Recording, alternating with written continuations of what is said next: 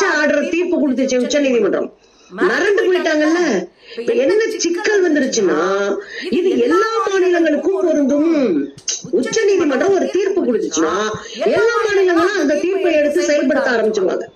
அப்ப எதிர்கட்சிகள் ஆளக்கூடிய மாநிலங்கள்லாம் சுதந்திரமாயிரும், விடுதலையா அவங்க வேலை பார்க்க ஆரம்பிச்சிருவாங்க.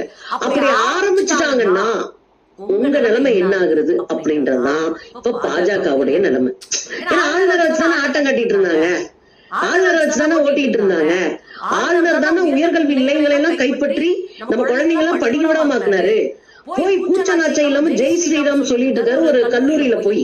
எதுனானா நம்மளாலதான் பிரச்சனை, நமக்கு எதிராக தீர்ப்பு வந்துருச்சு, ஜெய் ஸ்ரீராம் சொன்னாவது மேலிடம் நம்மள மன்னிக்குமா அப்படின்னு பார்த்துட்டு தான் இது பண்ணாரு.